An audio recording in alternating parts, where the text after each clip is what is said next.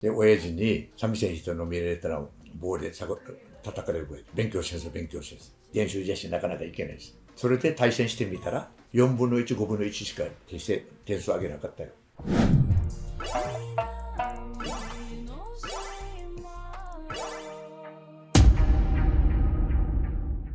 Saya juga nih beda. Warna makra UCT cabitan. Kurikara UCTの間、4ヶ月の間、私ここに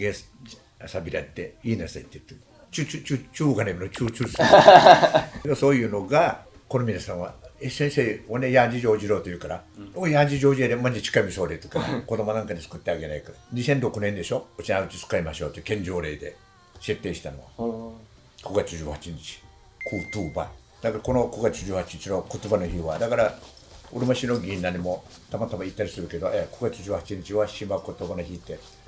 県で条例設定されてるから、その日だけ防戦も行くでもいいから、今日綱口の日英便したら少しでも1人でも2人でも浸透する。学校をはじめ市役所をはじめやるようにしないからなかなか広まらないわけです。もう何年、18年5年でしょ。来年で20年。うちもあちこちで審査するときは民謡若い連中にうちの口をうまく使えないと歌も上手になれんよということで審査したりするわけです。であとは新しい歌を民謡の歌でも作ろうとするけど、ちゃんとした古い歌をしっかり歌えば、この歌もいい歌を歌えていい歌が生まれて作れる。昔の歌を古く歌は分かって歌ってるうちに、新しい歌にもそういう状況を込んでいい歌がなるからです。古い歌をしなくて新しい歌を挑戦して作るから、パッと折れたこと思ったらすぐ受ける。こんなこと聞いたことない？あのおじいちゃんは歌は上手じゃないけど味があるねって。昔の人、例えばプロでやってないけど隠れた歌しゃべるでしょ。あんちょ歌は味があるさ、上手でしたね、酒があるさ、経験してきてるをそのまま描いて歌うから上手だった。そういうのの違いだな。ただ津堅島は去った沖縄戦であの辺で歩兵隊という部隊ができて、強制的にこの辺に全部移転させられたわけです。なんで日本兵はあんな小さな島に部隊作ったかということはちょっと疑問である。そうすると一発でもそこにもうアメリカさんは分かるわけさ、部隊がある。だから今津堅島ではそこで亡くなったアメリカさんも日本兵もうちなんちも慰霊塔に記載されてる名前の慰霊の日でやっぱり来るけど、それで我々はそこに強制させられて、で昭和24年から帰ってもいいという、帰島してもいいという許可が下りたから、我々は親なんかはまた帰って、でもあの頃はもう荒れ果てて何にもね、そういうからの最初から立ち上がりだから、昭和24年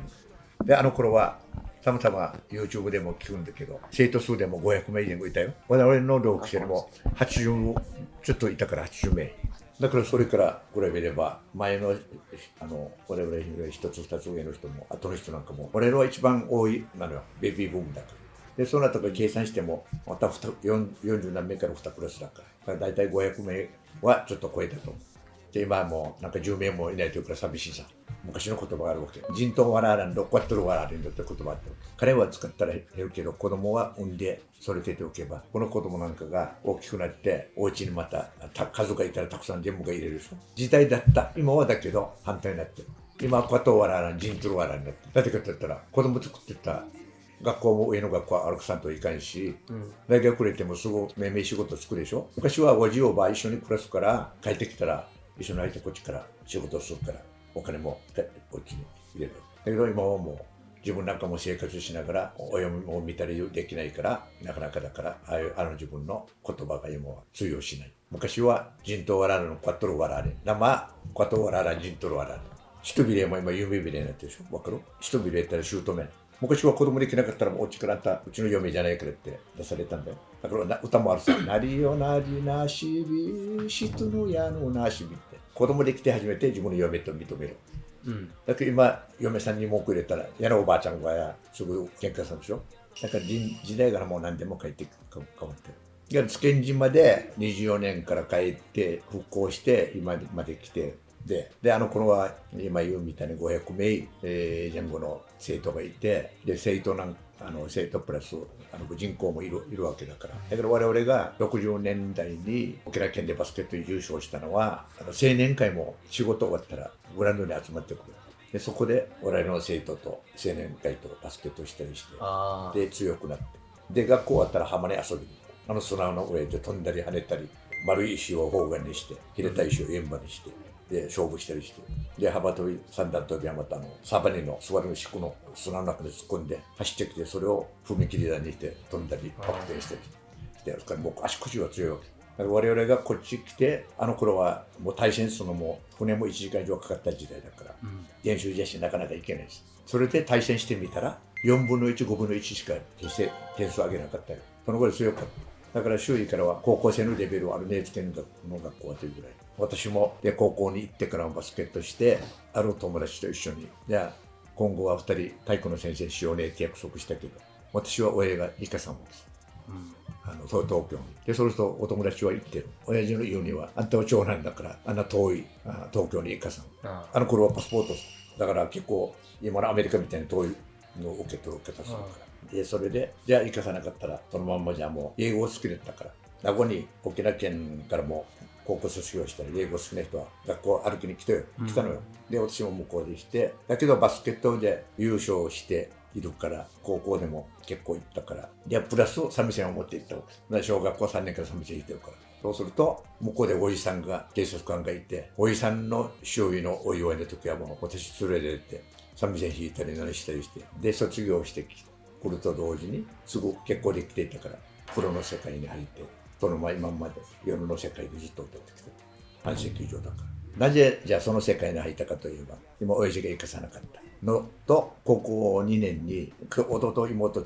連れて RBC テレビの番組出たのよ。それからファミリーを身内とかあっちこっちの頼みに行くと出るでしょ。ビビた金だけど。で、なぜ年数を芸歴を掲載したかといえば、自分で舞台で歌って金がもらえるようになってから計算してるんです。実際小学校3年から計算でもっとなるけど、高校2年って言ったらもう17でしょ。だから17から計算して、もう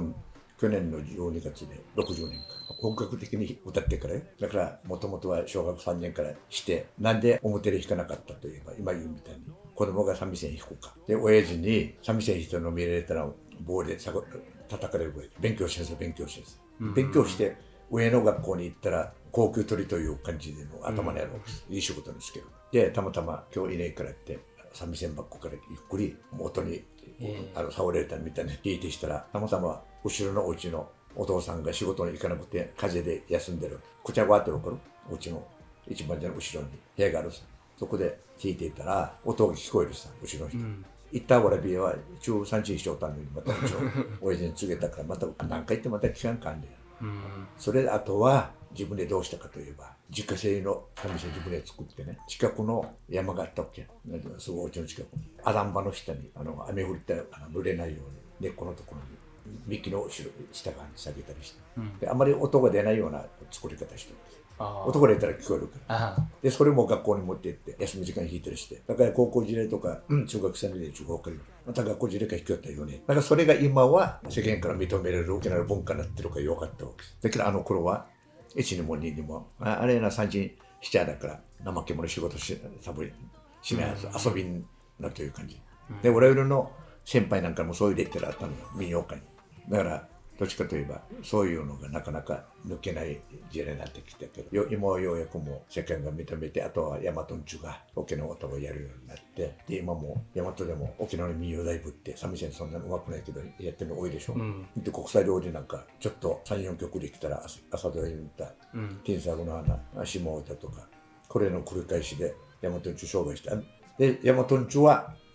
これが沖縄の民謡かって思ったら間違いでもとね、だけどこれはこの頃しかできんから、これでビジネスやってこれも言えないし、だからたまたまもう結構沖縄通って歌詳しい人なんかちょっとした民謡があるところに連れて行ってって言ったら分からんと思って、もうこっちでこういう民謡じゃない、ちゃんとした講座に、うちの店なんかに来たりする人もちゃんとした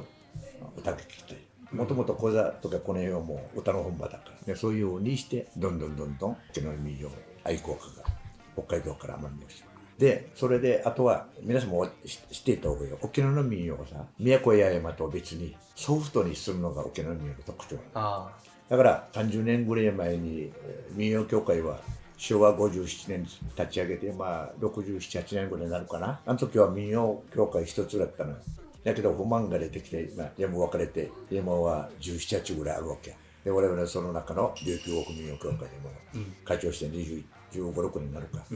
そうしてる中で30年ぐらい前は47都道府県から民謡大会との大会が日本武道館とかあれであったわけです。そうすると誰を選抜して生かすか困った時代があったから、これは役にしてる。だって沖縄の歌をソフトで歌うから高音上げないです。それプラス北海道から奄美大島まですごい声高く上げて口も大きく開けて歌うでしょ、三味線持たず。だから沖縄の歌も三味線持ってまず自分で弾いて歌う。それが沖縄の民謡の特徴さね。だから生かす時はね、宮古八重山の人を生かしたの代表。だってさ、宮古八重山は関係高いさ、気温。で、だけど、本当の人も言ってるのよ。だけど、優勝したのは宮良厚生って言って、八重山の。彼は、ちゃんと優勝して。で、準優勝もしてる八重山。ただ沖縄の本当の歌はやわってんのは。上がり方や歌や、ちりちみぬちろさ。入り方の歌や、長みじるさ。上がり方と入り方の特徴を言ってるんです。こっちの歌はパッと切っていい歌に聞こえる。入り方の歌で長みじるし、なんか引っ張っていいのに聞こえる。もうこの審査員がね、沖縄歌は我々が審査できんから、沖縄歌は西日本実決にはどうしてもいるよということで、実決を東日本西日本から選んでねじ込みで勝負したとか感じがあった。これはもうなくなっちゃったけど、なんかそういうふうに大和んちゅうが沖縄民謡の審査難しいわけ、すごい人間にとっても仮りだから。だから昔は床の前に三味線を飾って家宝だから。日本はまた刀さ。我々沖縄は三味線というこののは宝で、おいおいは三味線がなければ全然跳ねかないでしょ。